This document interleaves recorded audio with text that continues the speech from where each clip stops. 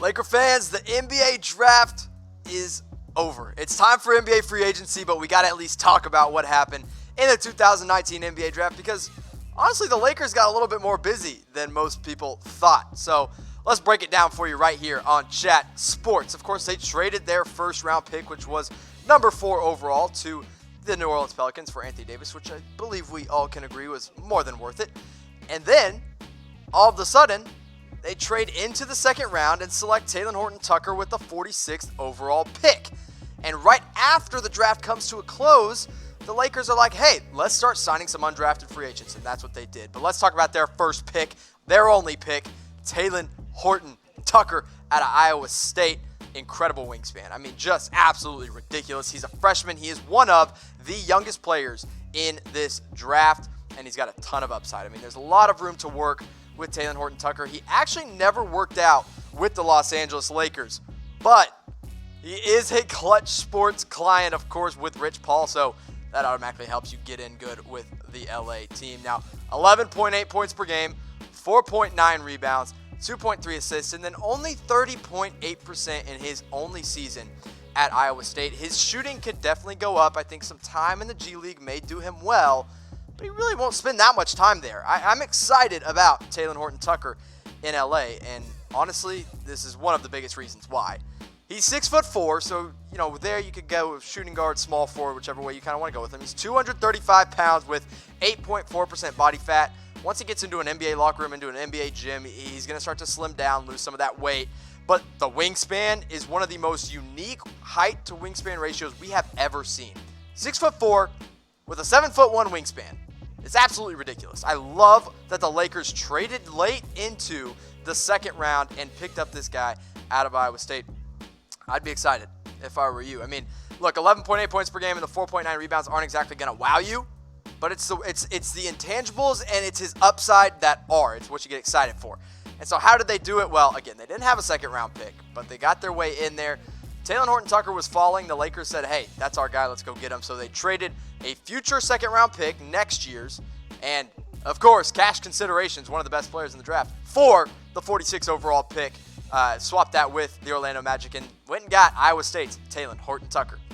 Then the draft comes to a close, and the Lakers are like, wait a second, there's some talent that we still like. Let's go out and get a couple guys. Zach NORVELL Jr. out of Gonzaga, 37% career three-point shooter, spent his freshman and sophomore year there, shot 37% in both seasons, and the guy can play either the point guard or the two-guard position. He helped a Gonzaga basketball team that was super good, won quite a few games. He helped them win a lot of them. 14.9 points per game, 4.3 rebounds, 3.1 assists. He's actually a guy that I truly thought was going to get picked up late in the draft. And lo and behold, the Lakers go out and give him a two-way contract. And of course, two-way contract means NORVELL will spend some time in the G League, but he'll also get about half the season with the Los Angeles Lakers as well, which will do him some good to get some really good NBA experience. But then they got another guy, undrafted guy, ARIC HOLMAN. That's probably the only time I've ever seen ARIC spelled that way, but big man out of Mississippi State. He's a true catch-and-shoot threat as a big man. He can stretch the floor. He's got a good three-point shot. He's about 6'10", and he can attack off the dribble. He's pretty athletic. He's not overly big, but his senior year wasn't all that great. NBA scouts wanted to see him step up and really take command of this Mississippi State team. He didn't do that. 9.5 points per game, 6.2 rebounds, but the 42.9% from three is what makes him an intriguing prospect. So we'll see exactly what the details are on his deal, but we know we'll see him in the Lakers Summer League, probably in training camp, as the Lakers do need some big man help, and ARIC HOLMAN truly can be that. I'm excited to see what he can do in the Summer League. Probably stretch the floor is his number one goal. Now this guy, Jordan Caroline, this is one of my sleepers in the draft. And the Lakers went out and got him after the draft. They signed him to an Exhibit 10 contract. If you want to know what that is, DM me on Twitter. We can figure it out later. But played small forward all the way to center at Nevada. So he played 3 different positions because he is built. He is a super athletic guy. And he won all-conference player quite a bit, too. He's a solid player for Nevada. He averaged 17 points per game, 9.6 rebounds, 1.9 assists. And even though he's big, he's got the big athletic body, he still shot nearly 37% from beyond the three-point arc. You're going to see a lot of Jordan Caroline in the Summer League. You'll probably see a little bit of him in the G League. And if you're lucky, if he's lucky, the Lakers struck gold, maybe they can get him into the NBA. Jordan Caroline, a quality pickup. Now, another guy that you probably hadn't heard of, I didn't really know a whole lot about going into the draft. Actually, I'm not going to lie to you. I didn't know anything about him going into the draft. But once he signed with the Lakers, I looked him up, found out a little bit about him. Devontae out of UNC Wilmington. He got signed to an Exhibit 10 contract as well. He played center at UNC Wilmington. This was the most interesting thing. I looked up his highlights. I was like, oh, 6'7", probably a forward, probably can stretch the floor, right? No.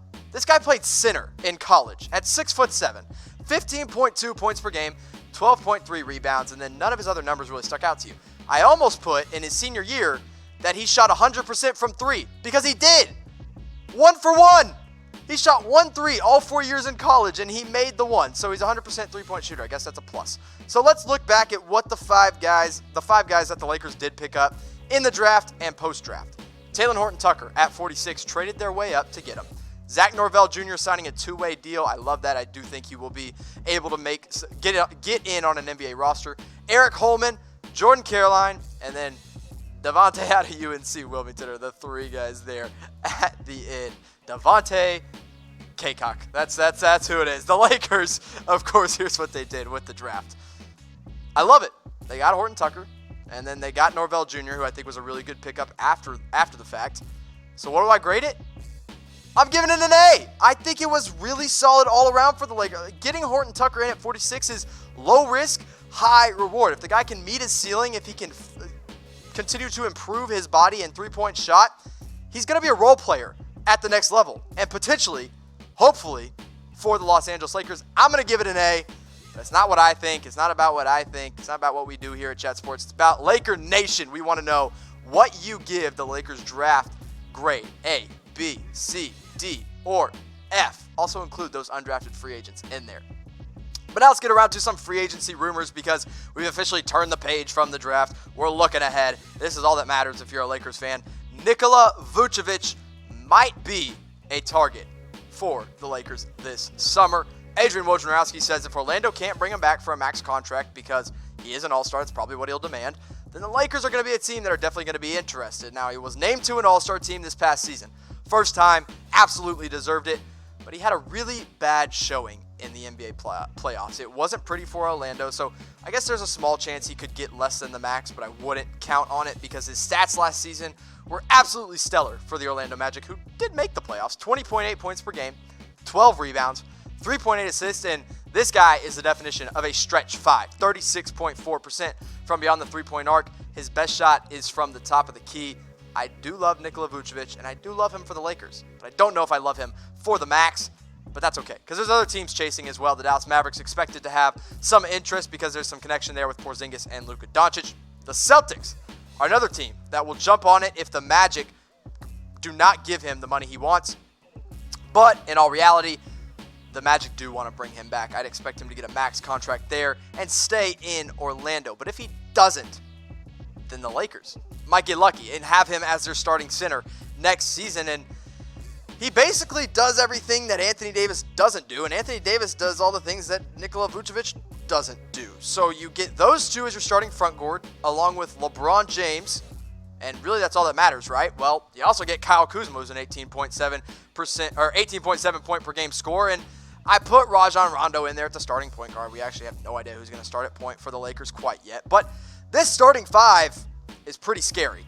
I like it a lot for the Lakers. Vucevic, Davis, and LeBron, and then Kuzma. I mean, that's a great four of a starting five. And then, in all reality, Nikola Vucevic isn't the only big-name center out there. You also got a guy like Boogie Cousins, who the Lakers have been rumored to be interested in and connected to for quite a while, despite his Achilles tear, his quad tear, and his poor showing in the finals. Al Horford with the Celtics now, maybe not for much longer. Brook Lopez, a former Laker, I could definitely see them wanting to bring back a stretch five like him. And Marc Gasol of the Raptors, still yet to see what he's going to do with his option. But if he opts out, I would not be surprised to see the Lakers jump all over it. But that kind of comes down to, who do you like better, Nikola Vucevic or Boogie Cousins? Because if the Lakers prioritize a center, I do believe these will be the two guys they look at the closest. Vucevic really has the edge in just about everything, But that's because DeMarcus Cousins was hurt this past year. So it's a very limited sample size, but a little more than 30 games, plus the playoffs. You know, is it really fair to compare the two right now? I don't know. Boogie, you're probably not going to have to pay a max. Vucevic, you probably will have to pay a max. What do you want to do? Let me know, Laker Nation. If you'd rather have Boogie Cousins type B in the comment section below. If you'd rather have Nikola Vucevic, put a V down there in the comment section. So from the big men now, we transition into a potential new yet old starting point guard with the Los Angeles Lakers, and it's D'Angelo Russell of the Brooklyn Nets. Man, if the Lakers miss out on some of these top guys, and D'Angelo Russell is still sitting in free agency without a contract, the Lakers may be looking to bring him back. Despite all the drama that went on with him, he would actually make some sense. He would actually fit in well as a starting point guard here. He is a restricted free agent, so the Brooklyn Nets can match whatever, assuming they don't bring back Kyrie Irving and don't want to put that starting backcourt, which would be really weird, between Russell and Irving. But look, he was an all-star last year. 21 points per game and 7 assists. That's huge. Russell is not the same player he was from the first time he was on the Lakers. And the Lakers are not the same team that they were when Russell was there the last time. So things have changed on both ends. It actually kind of makes some sense, at least on the court, at least on paper. So if you look on the court, what they could potentially have, you have 3 guys, possibly 4 with Kuzma, that are going to consistently score 20-plus points per game. D'Angelo Russell, 21.1 points per game, 7 assists. He can also pass the ball really well. He is going to look to find the open teammate when he needs to, and that open teammate could very well be LeBron James, Anthony Davis, or Kyle Kuzma. And sure, I'll throw Reggie Bullock in there because they can bring him back. They can overpay for him, and he's a good shooter. Just put him out on the wing. Let him make some shots. Let D'Angelo Russell find him in transition. I could see it happening. But if they miss out on D'Angelo Russell, there's nothing to worry about because there are a lot of top-tier point guards available on the market this summer. And it starts with Kyrie Irving, who actually may be replacing D'Angelo Russell in Brooklyn as the starting point guard. Kemba Walker is another guy. He's going to garner a lot of interest from a lot of different teams. He can also get the Supermax, so it might be hard to pry him away from Charlotte, but he is definitely someone the Lakers are interested in. Then you see D'Angelo Russell in there. Malcolm Brogdon, you can play him at point. The Milwaukee Bucks did it. He would definitely work out. He is a restricted guy as well. And then number 5, a big drop-off here, but it's Ricky Rubio. If you just want a guy that's going to pass, make the right play, be smart, maybe even occasionally knock down a three-point jumper, Ricky Rubio could make some sense. But Laker fans, I want to know from you, who should be the Lakers' new starting point guard next year? Let me know in the comment section